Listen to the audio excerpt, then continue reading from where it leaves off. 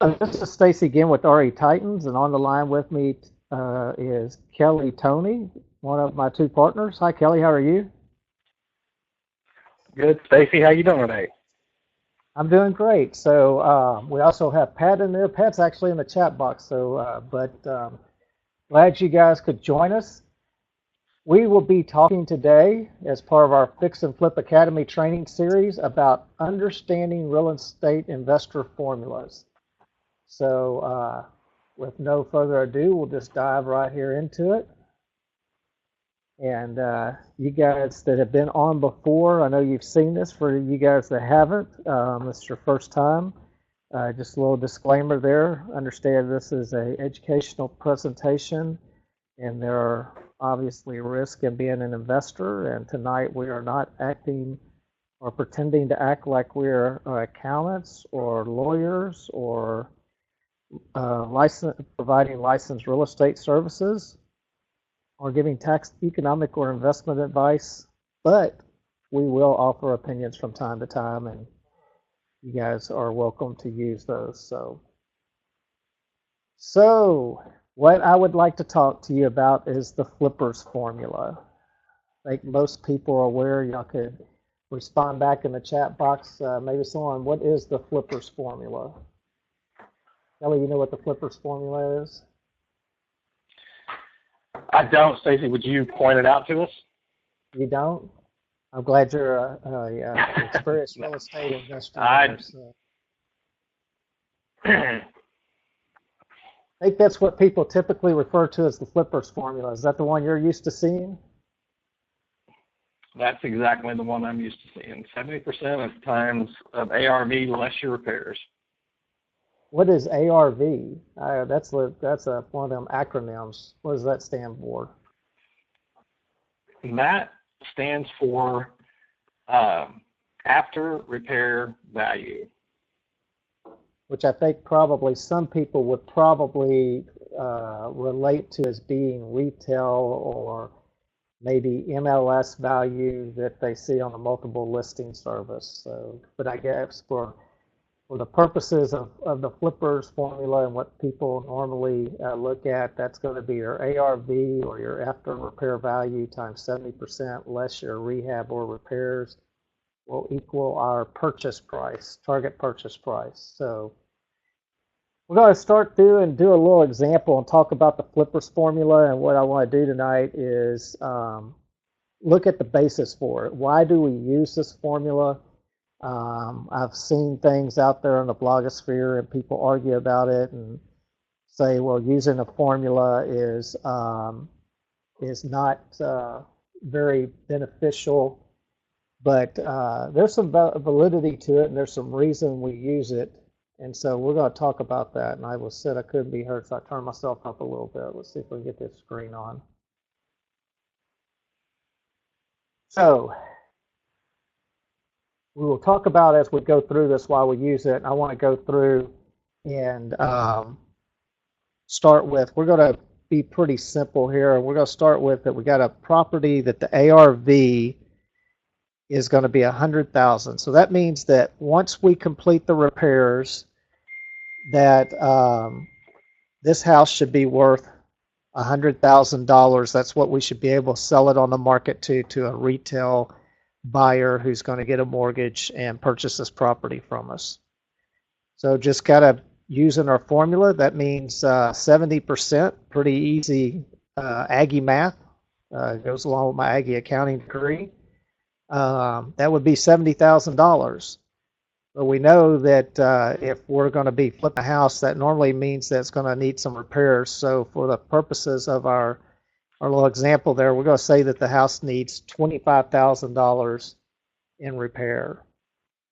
Therefore, I think most people, and I know we got chat box and not live volume, but most people would probably come back and say that we need to purchase this property for $45,000 or less. One of the things to look into is the or less thing. In this case, we're making the assumption that we're going to be buying the property either directly from a seller or a wholesaler, and so therefore our basis or our cost in getting started on this project is $45,000. Kelly, we like to wholesale property sometimes. So if we were negotiating this deal, what do you think? Where we probably need to be at if we're going to be trying to wholesale it? Well, for a flip, if this was a flip scenario, which we're talking about, then we would have to be less than that 45,000 purchase price. So we would need to be anywhere, we're going to try to target anywhere between $5,000 to $10,000 in a wholesale fee. So if we can get it down to 35,000, that's where we need to be, or maybe even 40. Stacey, No, I that's have a question for you. sure. Why, and we'll probably get into this, but why 70%? Well, we are going to get into that. It's 70%. There's a reason for that because obviously 70,000 in using the basic math to figure out what we're going to purchase it at, you have a spread of 100,000 less 70,000. But if we get a little bit deeper into it, we're going to explain exactly why we want to be at 70%. Especially here in the Houston market. I know there's people that argue about other markets, and we'll get into scenarios that comes about, but we got to have some spread in there if we're going to make money. I mean, we're in business. I think something you pointed out a while ago. I mean, go ahead. I'm sorry. On the surface, it looks like a pretty good deal. I mean, I'm fixing to make $30,000 on this thing, so I'm sitting pretty good. Well, that's what kind of gets people fooled or confused. I'm glad you brought that up. I was going to point out one more thing. It probably ties into this as well. Is that we see a lot of people out there selling properties, and they'll be selling for over that formula as a wholesaler, and I'm sure they find buyers out there. It's not going to be any buyers that we're working with or any deals we're doing ourselves. But what they'll do is that, well, 30,000, boy, that's a lot of money. What if I just make it, 25,000? Well, that's something we're talking about. Gross profit is very valuable in analyzing a deal, but gross profit isn't what you put in your bank. It's not the check you cash at the end of the day. And so that kind of leads into our last point. We're going to go through this is that net profit, that's the number that we are concerned about. That's the number that's going to really count. Gross profit gets you started, and you certainly want to have a good gross profit number, but net profit is what we're going to be worried about. Is that kind of where you were headed to? Yeah, exactly. Glad we're going in the same direction. Yeah. So let's go ahead and start answering that question. So the question is, and like you asked a while ago, why do we use 70%? Why do we not use 80% or 85% on a flip? And that's what people will ask a lot of times. So one of the first reasons, we got components of the formula, and they're going to be meant to cover some things that are not covered in your gross profit. Before I get to those, I know one question that comes up. It's like, well, if gross profit isn't what you're going to make on the deal, why do people use that? Well, there's a variety of reasons. One is that as a wholesaler, and I think this is where it probably comes about, because you'll see wholesale deals advertised with these just really big gross profits, is that a wholesaler doesn't know how you're going to finance your deal.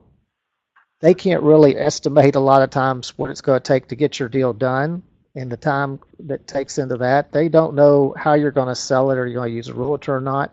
So that's some of the things that they don't know, and you can't expect them to know.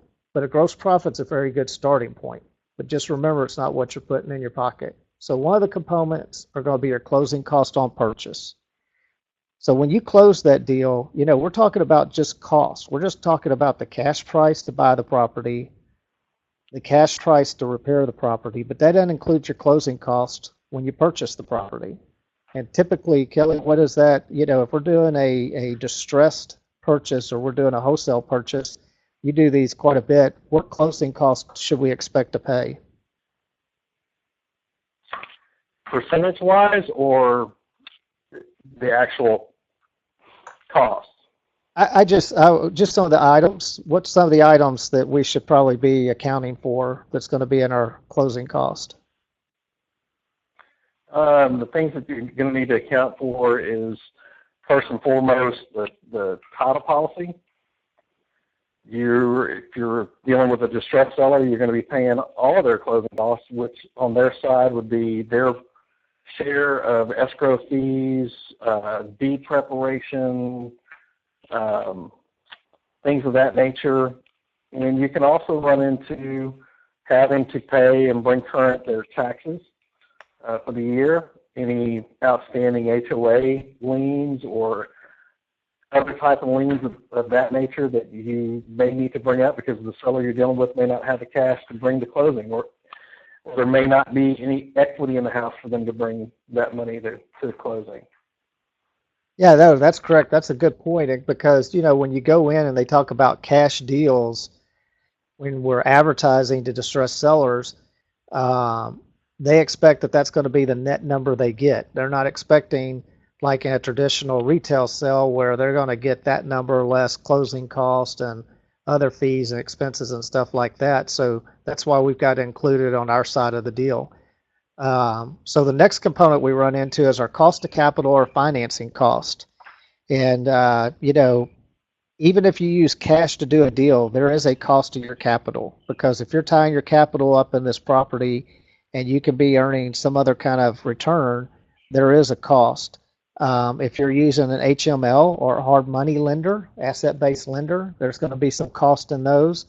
Or if you're using a private party partner, investor lender, there's going to be some cost in those as well. The next thing we have is our carrying cost. While we own that property, we are responsible for the taxes. We are responsible for the insurance. I think I would put it up there when you were with what you said the other day when you were doing the title commitment webinar. Insurance and title insurance, and builder's risk insurance are two things that we just don't mess around with unequivocally. If we're going to take title to a property, the moment we take title to it, we want to have insurance on it. I don't care if it's 5 hours, 5 days, or 50 days. If you've got your money, or you've got your money plus the money that you are, have on a lien, you do not want to lose that property. And there are people who have done. It's interesting. My mentor, gone back and forth with some conversations with he and his wife about doing that. And once you look at the risk, it's not worth not having the insurance. So moving on, we got the maintenance. Believe me, when the grass might be 4 feet tall before you bought it, but once they know that someone owns it, it's going to fix it up. They're going to want that place kept clean and maintained while you're there. You have your utilities. Obviously, when you have your rehab going on, when Pat's in there with his crews, they don't have to be bringing generators in and things of that nature. And just part of getting it done is the utilities, and so you're going to have your utility cost, and then you've got your HOA or your homeowners association dues in the event that you're in a managed subdivision, which is a lot of times the case here in the city of Houston. So let's go on our next. The last thing that we have is we've got our marketing. We're going to have to pay some money for marketing, whether that's taking pictures, advertise, or whatever. We've got our time to close, and we've got our closing cost on our sale. And closing cost on our sale, even though it's a retail deal, you turn around, put yourself in the seller's shoes, and we were talking about costs the seller doesn't pay when we're buying from them. Well, now those are costs we will be paying, which most likely will be a title policy again. Those will be a realtor fee. We look at least a minimum 3%, but depending on the investor, you might want a listing agent, and you could end up paying 6%. And then you have your typical closing costs, your fees and expenses, and everything else that go along with that. I think we talked about when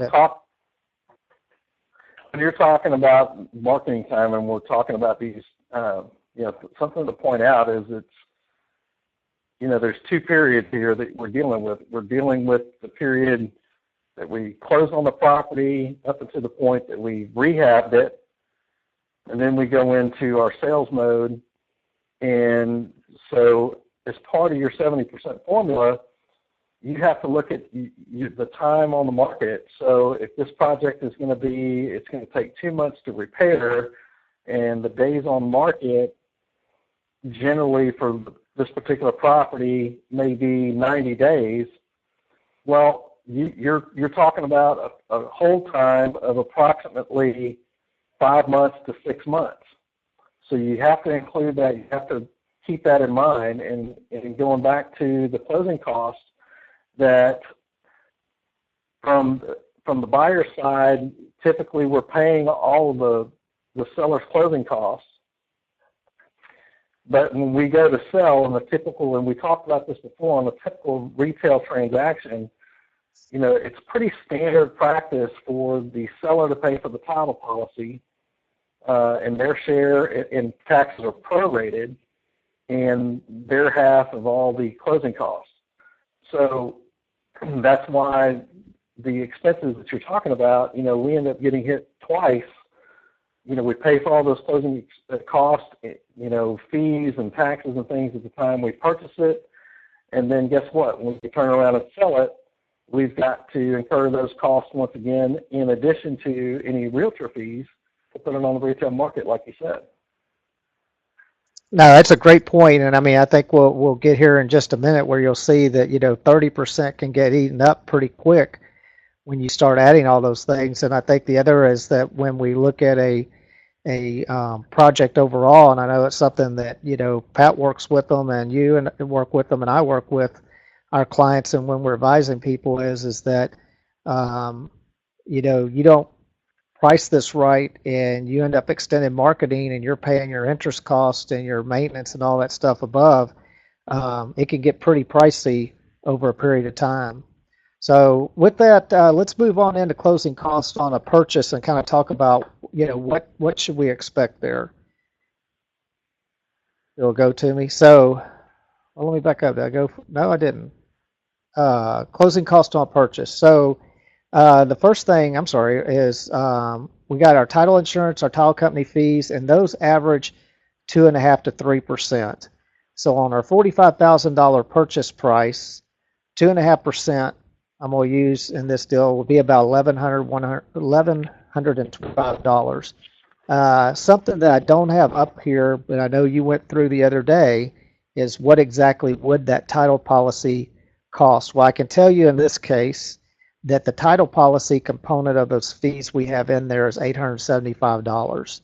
The reason is that, or the reason I know that is if you go to the Texas, I think it's the Texas State Board of Insurance, you can look Right. up and there's a schedule, and so it tells you what the price will be from 10,000 up to 100,000, and once you hit 100,000, there is a base fee of $875, and then there is a component for everything over 100,000. I think it's 0.00554 or something like that. But it's pretty easy on a $45,000 deal. Excuse me, I was on the opposite end of that. On 45,000, actually, I think the title policy part of that's probably around 475 or 500. I apologize, I was jumping ahead. So we've got above that, we're going to have some attorney fees. Those can run a couple $100. You've got your, you know, $50 here, maybe $150 to transfer from your HOA. So, you know, I went ahead and used the low end, but 1125 is a pretty good number there. So the next thing we're going to do is go into our financing cost. A little more, few more calculations with that. We're going to assume that this is a hard money deal, which is what a lot of people are using to do that.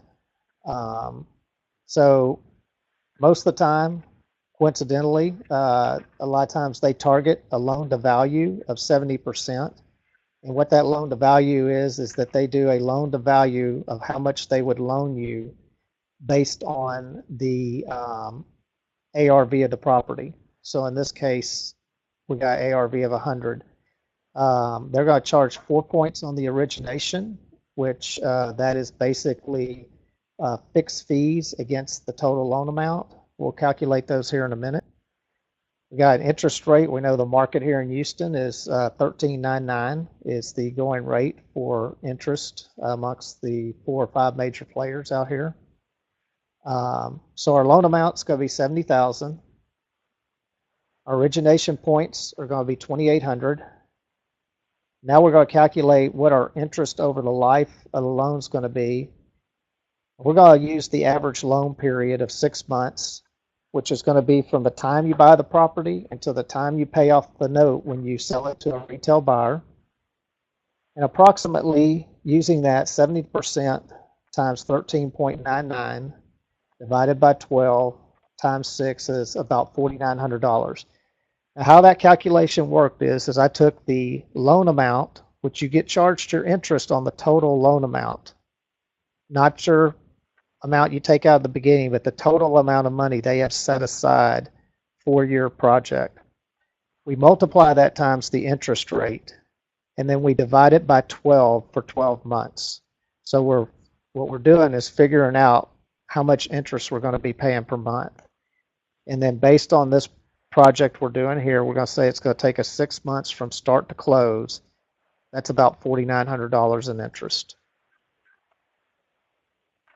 So our total financing cost for this deal approximately is going to be $7,700.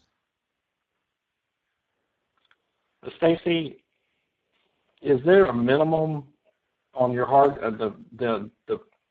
the loan period? Is there a minimum period of time that they're going to charge you? So if I just got a hard money loan for 2 months, can I do that? You know, with some of our partners that we use on our power team, as far as I know, they have no minimums. I know there's a minimum on origination points of $2,500, which I think is about a $60,000 loan. Honestly, as far as some of the other prominent players here in Houston, I'm not aware whether they have a minimum. But that brings up a good point. Most of them run a 6-month loan, but depending on who you use, and it's a good question you need to ask whoever you're borrowing your money from, they have different fees when it comes to extending past that 6 months. I've heard everything from, you know, a quarter point for every 3 months, or a point for every 3 months after that, changes in interest rates. So if you're looking at a bigger project that's going to run you more than 6 months, you definitely want to make sure and talk to your loan officer and find out what is going to be your additional cost if you run over that 6 months. So to answer your question, I haven't heard of minimum, but for the most part, most of them run 6 months on the maximum as the standard loan term on a flipping project. Let me ask you this. What if I enter into you kind of covered if we go over that 6 month period, you know, what the penalties we could incur. But hey, what happens, you know, Pat is so good at what he does, he gets out there and he knocks this thing out in 2 months, and it's so fantastic of a job, which it always is, that we get this thing sold in 2 days, that the sign goes up in the yard and the buyer closes in 30 days. And so, man, I've just knocked off 3 months of my loan. And you would not, well, well, okay. Bottom line? Yeah, that would go to your bottom line. Absolutely. I mean, we're calculating this interest, so I don't have, let me see, I'll just grab a quick calculator here. I can get it to pop up. I think I can. It's not going to be paid. I guess the question would be, is the hard money lender guaranteed that 6 months? Oh, no. The hard money lender is only guaranteed the number of months that you have it. So let's just do this real quick. 70,000. Y'all can see the calculator there, I believe. Times 13999, and then we're going to divide that number by 12. And so our interest is approximately $816.83 a month. So in the case of what you were talking about, 816.83 times 3, yeah, you'd save yourself $2,450 if you sell that house quicker. You get your rehab done, like you said, work with your project consultant and move this thing along, do it right, get it sold quickly. That's real money. The bottom line, $2,450. Does that kind of address the question you had? I did. Okay, let's go to carrying cost. So our carrying costs, I think one of the first things we talked about was taxes.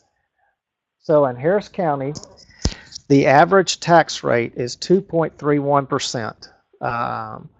That's something that's pretty easily attainable that you can find out on the internet. Statistics like that are published. I think that makes a good point. There is a lot of information that it can be really self-service. You just have to take a little bit of time to look at it. I mean, Google can be your friend. Obviously, when I got this information, I got it from a reliable source. When you're doing that, you want to check the reliability of where you're looking at it. But in Texas, the average tax rate is 2.31%. So here for our scenario, I'm going to assume that the county has this property probably listed at a value that's higher than what we're paying for it. And that's what the HCAD in this case, in our scenario, was talking about, Harris County Appraisal District. Their job is to go out into the city property, actually the county property, excuse me, and there's one for Fort Bend, Montgomery County. They have some shared services and stuff, but they go out and they assess what they think the market value of a property is, which I hope that we bought ours for less than that.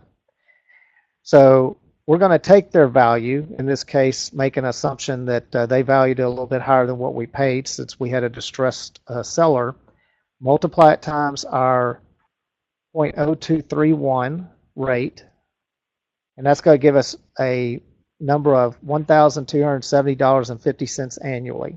So we're going to assume that that's the total taxes that property would be charged annually. And if you take half of that, it's approximately $635 for our 6-month project.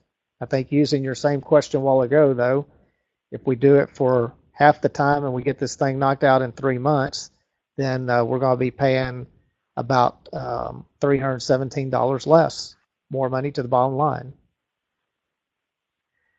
Our next one is our standard builder's risk that we were talking about a while ago. I used a little bit of aggressive rate. I know when I say aggressive, I know a lot of times we've seen, more like $9. And if you get into some multi-property policies, it's even cheaper than this. But 10's pretty conservative. And basically the way insurance is, they charge you per $1,000 worth of value. So in our example here, we're going to be paying $10 per 1,000. And obviously 70 is 70,000 times $10 is 700 annually, and that's going to be $350 for 6 months. Our next calculation is our maintenance for lawn care, trash, and other costs. I'm going to kind of estimate that that's $50 a month. That might be a little bit low depending on what you're doing, or it might be a little bit high, but hopefully you're not using a ton of water, and you got a base price for your city services, and then periodically you're going to have to be maybe getting that cleaned up. Now, on the other hand, I know when we do the rehabs and stuff, we put a number in there as part of our rehab cost to cover dumpsters and cleanups and such, but you're going to at least be spending a little bit of money. Our next one is our utilities. In our scenario, I'm using a estimate of $75 a month for electricity, gas, whatever else we have going on there. So I have an approximate total carrying cost for the life of the project for the 6 months of $1,735. Not quite rounded off, but pretty close. So our last is our marketing and closing. Let me back up. Go ahead. Before you go on to the next one, and talking about the annual taxes and using you use the average there, but keep in mind that as you're dialing in and doing and evaluating a deal, first and foremost, go get it under contract. And but as you're evaluating the deal, you can go into the appraisal district and you can pull up the tax, like Harris County lists the exact tax rate for each entity within the jurisdiction. So, and depending on where you are, obviously with certain school districts, that's a big factor, as well as the homeowner, not the homeowners, but if it's in a water district, so there's additional taxes that can be thrown in there, and many times those rates can be as high as 2.6 to 2.8 on the rate. And so the other thing you need to be careful of is I've seen people just go in and look at the owners or the sellers. They've taken a look at their actual tax bill from the county as well as the school district, and they said, okay, my taxes are $3,000. Well, what they're not considering is the fact that there is a homestead exemption on those taxes. And the homestead exemption, depending on the entity, can be anywhere from 20 to 25%. So, that can be another significant factor, because when you buy it, there is no homestead exemption. You're paying the full tax rate, and you need to make sure your calculation is correct. Yeah, no, that's a good point. And that was, like I said, an average county tax rate, and it can move. I'll pull that up. Let's just pull that up real quick. You guys hadn't seen this. This is what we're talking about, hcad.org. And it's pretty simple to do this. You can do it either account number, which most of the time you don't have, but you can do it under address, or you can do it under owner name. And now sometimes what's good is we usually do it under address, but owner name, if you're talking to someone, it doesn't hurt sometimes to go see what else do they own out there. But Kelly, what's the property that we closed today? Do you remember that address? I'll pull it up as an example. You know what it's 3311 Right Way. Okay, so we put the number in here, we put the address in here. We're going to do a search, and we hit it right on the dot, and so it has our information in here.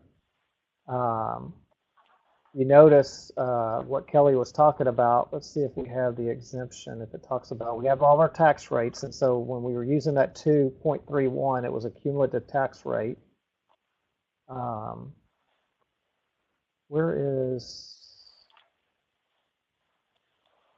Now I'm trying to remember where it says. It usually has in here where your exemption is. Usually, if I'm not mistaken, you usually have to go to the. You may have to go to the actual Humble ISD or the Harris County tax record to look at the bill to see what the. So if you click on Harris County right there, it'll take you to. I think it I'm comes not up. sure why it's not showing an exemption. Well, in this property, because I thought it did, but it does usually show up under here, our exemption type and value. So it would say that it has a homestead in here. And like I said, you and I would have thought that it had on that property. But it is a good point that you can click on this here, and it'll take you over here, and you can go in and look at property tax search, and then you can do it by account number. And what you can do here is we'll go back up here, and there's the account number. Do a copy, we'll do a paste here, search it, and you notice same address. And so we can pull up that tax bill. And actually, it's interesting, like you said, Kelly, it does show that it had an exemption of taxable value, so that would come into play. But if we notice that it's saying taxable of 115 here, and over here it's got a taxable of 176 and 180. It might. That's a little bit funny that our example isn't like what we usually see, but obviously in this bill it's coming up. But there's our bill right there. And Yeah. so you can look at what's going on. You can see past dues and things of that nature. Yeah, and the point to bring up is always remember that the county taxes are going to be, you're going to have to, if you're going to look at the bill, you're going to have to look at two separate bills. You're going to have to look at the county, and then you're going to have to go to the school district to pull up the school district taxes separately.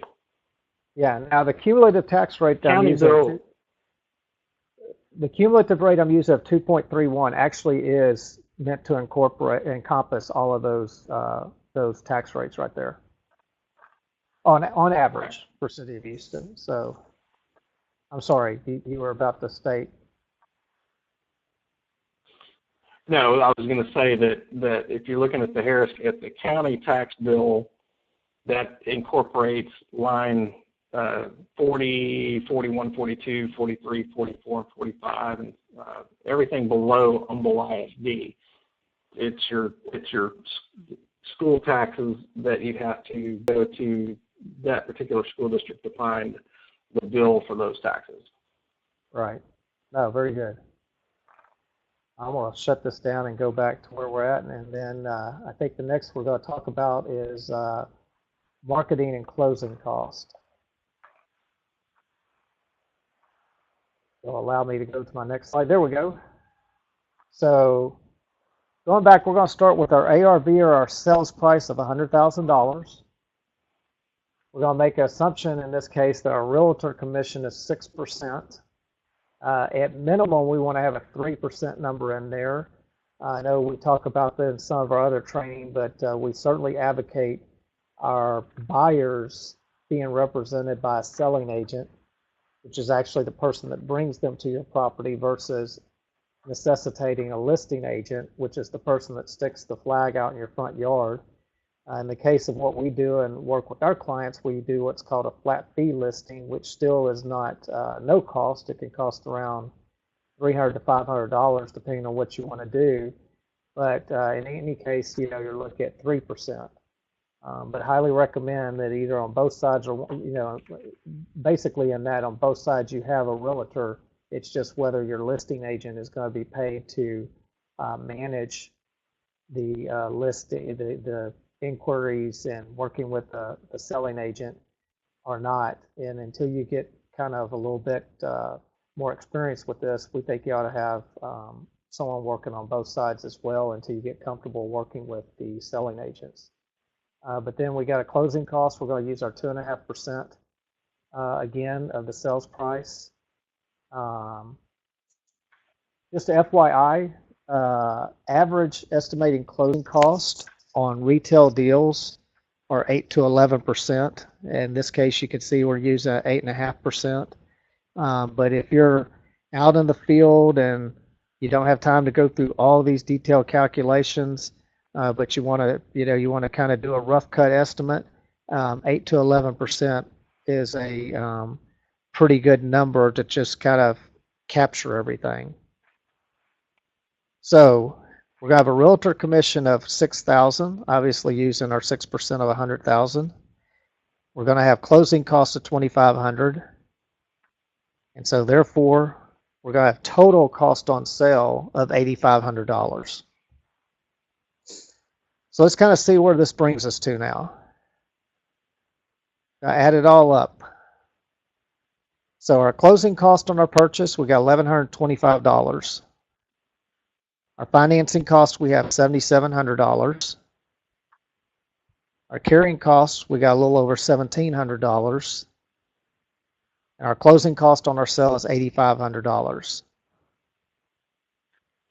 Gives us a total cost of approximately $19,000.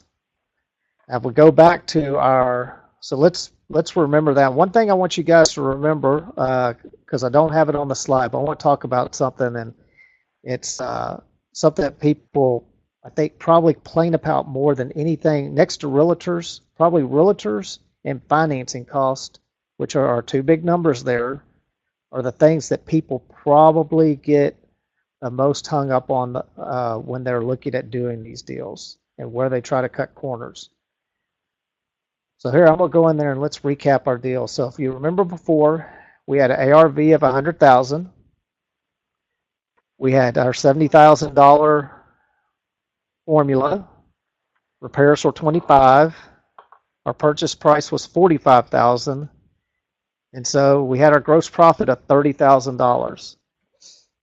That big number that always gets everybody excited that that's what they're going to stick in their pocket. Well, we know now that that's not the case, because we have total cost in addition to that of $19,000, which means we have a profit of $11,000.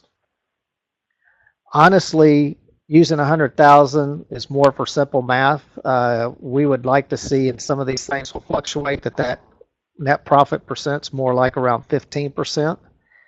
But on the other hand, I think that, kind of addresses the question, and I know we've talked to people before about why you don't flip a $100,000 house. It's hard to make some money on that. It's hard to make money and make a living off of $11,000 profit like that.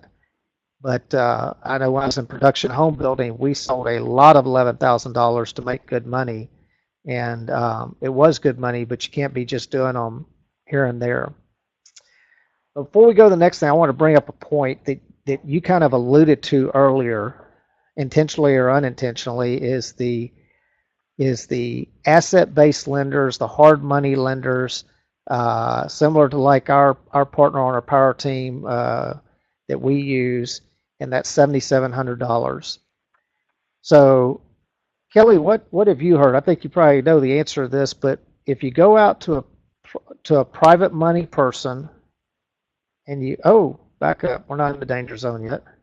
If you go out to a private money person and you said, hey, I've got this deal, I want you to put the money up for it, and I'll split the profit with you. How much profit are they going to probably want?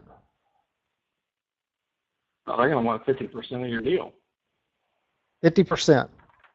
That's it. That's what I've heard before. So let me just pull what did I do with my calculator? We'll bring that back up here. I should have had that when we did this before. So we've got $11,000 profit. If I recall, our financing cost was $7,700, right? Because we're going to kick that. Correct. We're going to kick that greedy hard money lender out of our deal. They're taking too much of our money, and I'm going to go find me a private money partner, and they're just going to make everything wonderful. Well, so that's great. We're going to make $18,700. And how much? You said they were going to take 50% of that. Is that correct? That's correct. All right. Well, we'll multiply this times 50%. Wow.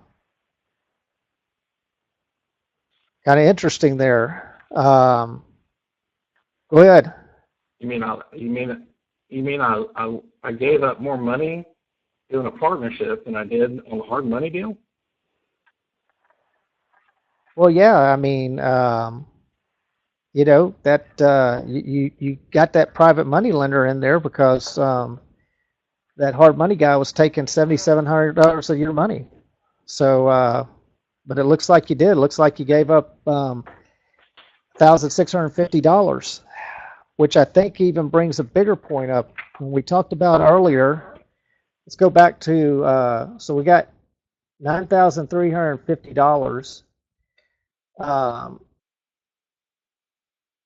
If we save some money and it's now, we start saving money, and let's just say for whatever reason we figure out a way to save that $2,450 you talked about. But wait a minute, we got a partner in here. We only get $1,125 of it. What did you say the hard money lender, or I guess I answered your question, but if we did this deal quicker and our number, let's just go ahead and do it like this, 11,000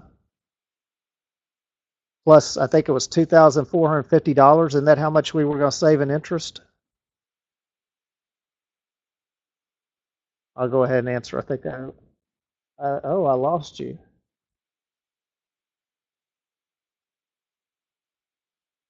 So now we make $13,450. And that's all money we get to keep in our pocket. It's not money that goes to someone else. And so, that's one of the good points to point out. Hard money is non-recourse. It means you don't have to personally guarantee it, and it does cost money. You're using someone else's money.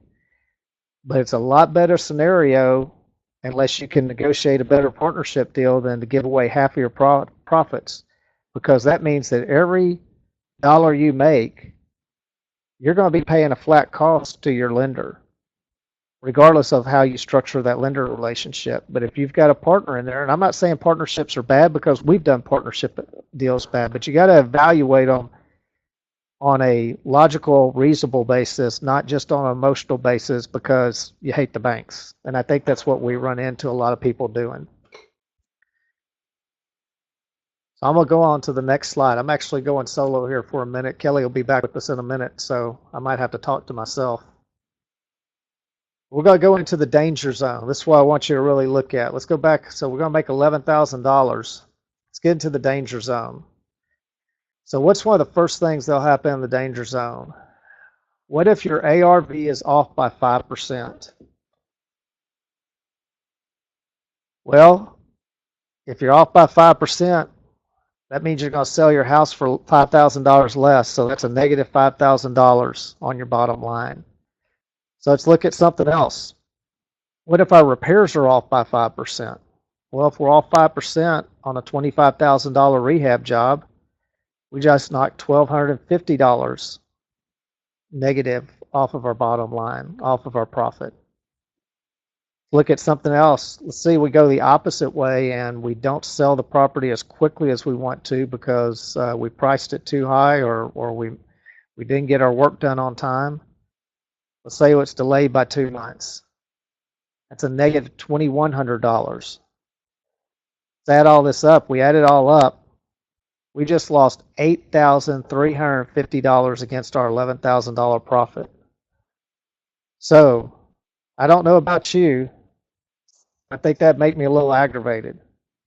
So if you think about it, when you're talking about this 70%, if we had bought this house for more than 70% and we just had one of those items hit us, I mean, that could knock away all of our profit because obviously you wouldn't be making 11,000, you'd be making less. And any one of those would make it not a really viable deal. So let's talk about some of the factors that we need to consider when using this formula. And especially, you know, should we back off of the formula or should we be less aggressive on the formula and go higher? The first of all is our comps, our comparables with others around us. Are they conservative or aggressive? What are the days on market, which is DOM? What are your cumulative days on market? What are your listings and what are your solds? I think that's something we run into a lot of times with people. You know, if we get into a area of town and we can see a lot of good movement, we see properties are selling for, 30 days, 45 days, something under 60 days. The prices are pretty consistent. That's one thing. But if you get into a area and you don't have a lot of comps and you do see that the ones that are selling are taking a long time to sell, well, I don't think I want to be aggressive on my formula. I might want to back down and only buy that house at 60 or 65%. The same thing for listings and sold. We want to see a pretty good even match there. We don't want to see 20 listings and 3 sold, say in the last 6 months, 12 months, or whatever. That doesn't show a lot of velocity. Volume. We want to see volume and velocity on what we're looking at in our comps. And so it doesn't mean don't do a deal, but when you look at that 70%, if it's not, going very well, then doesn't mean it's not a doable deal, but maybe we need to get that property at 60, 65, maybe even need to get it down to 50 or 55%. Because that affects your carry-in days, that affects your pricing to get your property sold, that affects other things.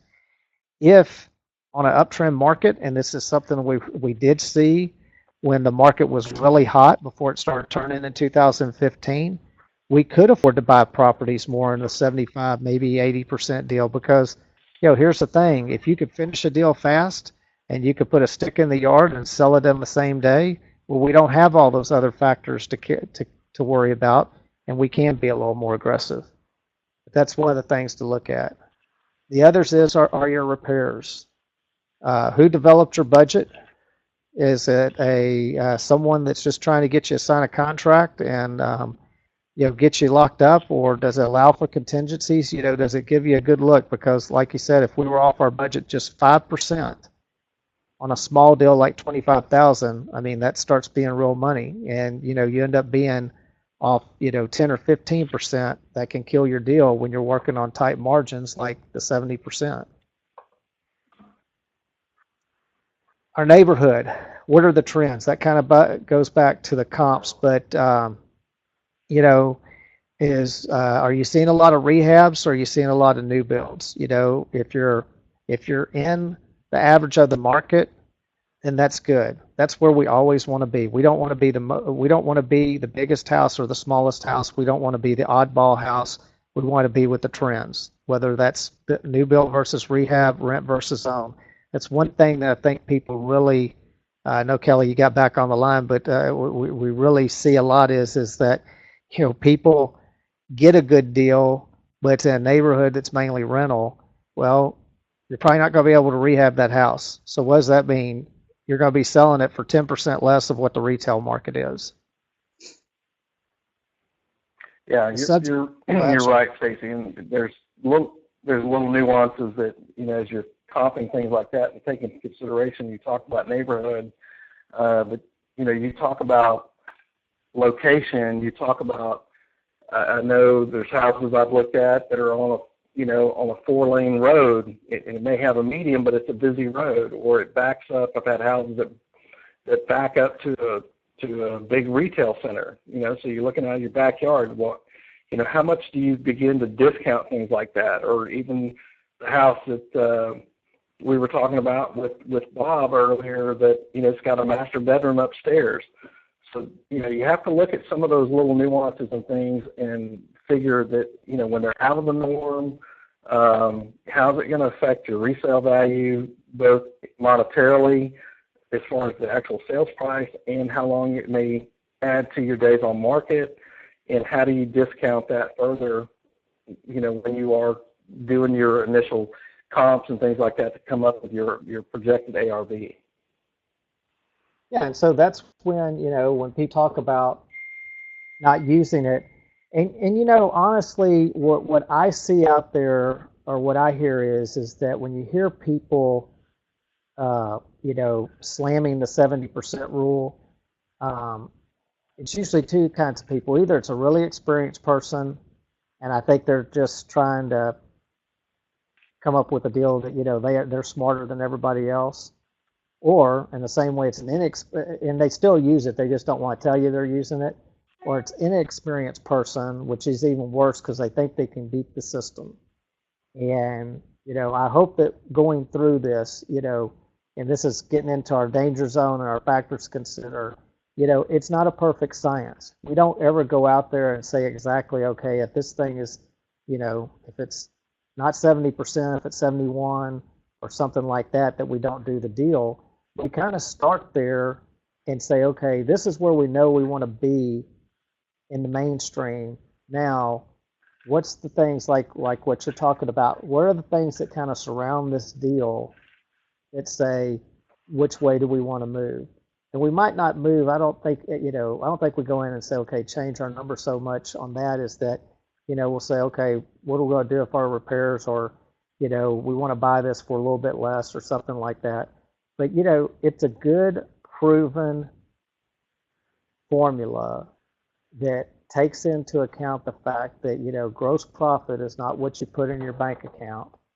And you need something to cover, excuse me guys, you need something to cover your bases, because even if you get in there and get that thing done quick, there are certain of those costs that you're going to have and you got to account for. And, I think we've talked before just amongst ourselves that, a rule of thumb that we kind of use, even though it doesn't tie exactly to this, is that, whatever gross profit is, we know that net profit's going to be half of it. So that's when someone that's new and comes and says, hey, I found this property and I can make $25,000 on it, because that's what the wholesaler told me. Well, we immediately know that it's going to be at least 12.5 or probably less, because, you're not going to put that in your pocket. And then you start looking at, it's a $60,000 rehab that could take you 8 months.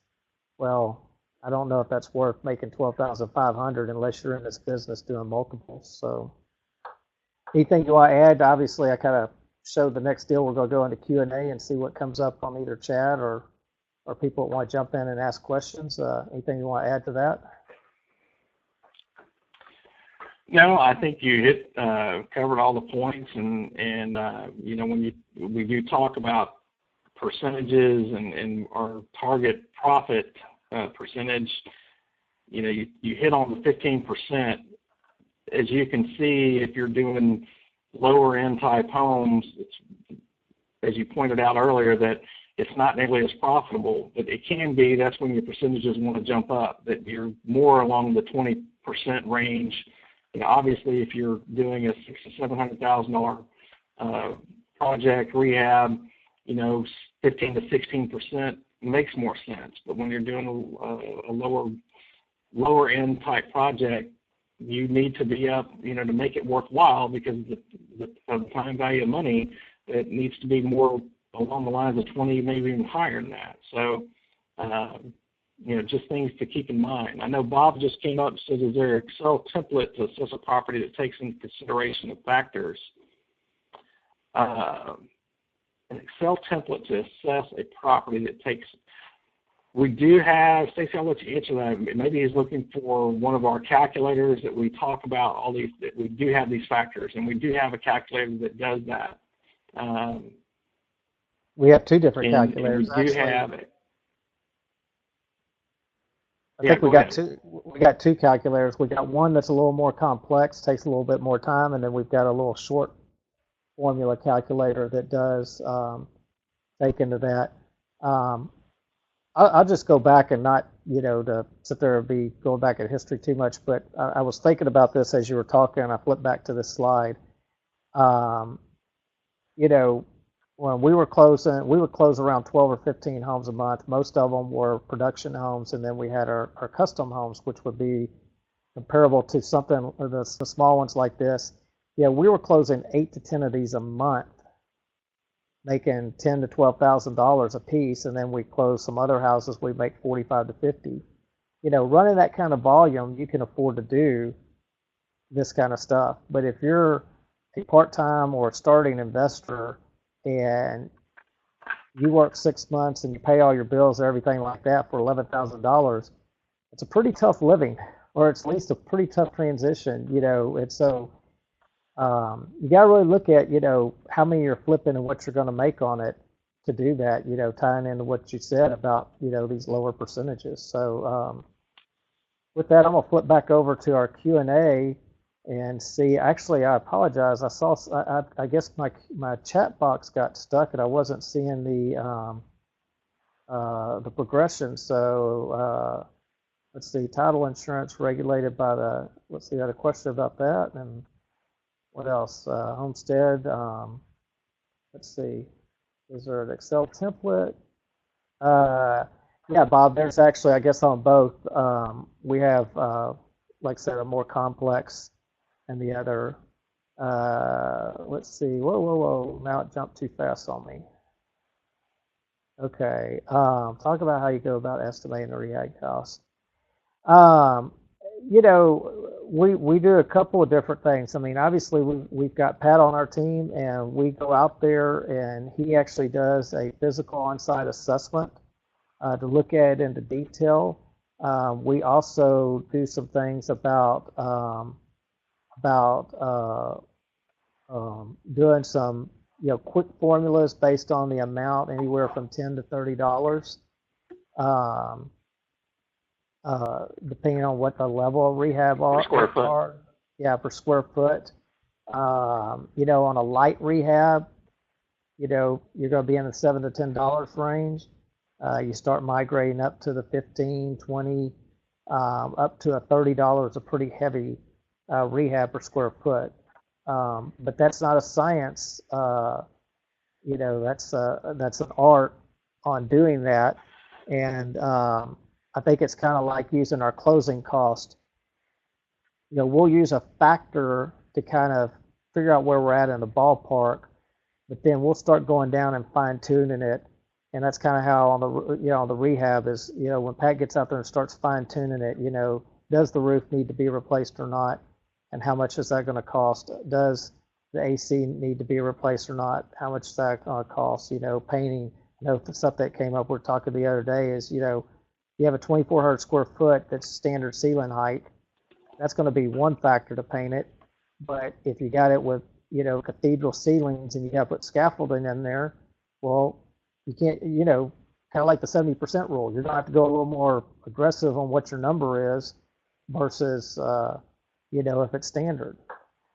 So, so guys, I think I'm at the bottom of the thing. Yeah, Pat, some points. I think people definitely don't understand. Um, they have a false perception about the hard money lenders and the realtors. We have any more questions out there, guys? Y'all got it all down. Understand it perfectly now. Let's see. We got one coming in. Oh, thank you. So I know it's late at night. I know we have taken every minute of your hour. Oh, you're welcome. I'm going to go for a pause here for a moment. We're going to go to our last slide, obviously, for those who are watching later. We appreciate you guys that are attending live, certainly the ones that are looking at this at a later date. We appreciate you watching as well. As always, you can reach us at either Stacy, Pat, or Kelly at re-titans.com. Leave that up there for a minute, or you can always pause the webinar, and there's our direct phone numbers as well. And we thank you guys for being here. So, and with that ends our webinar.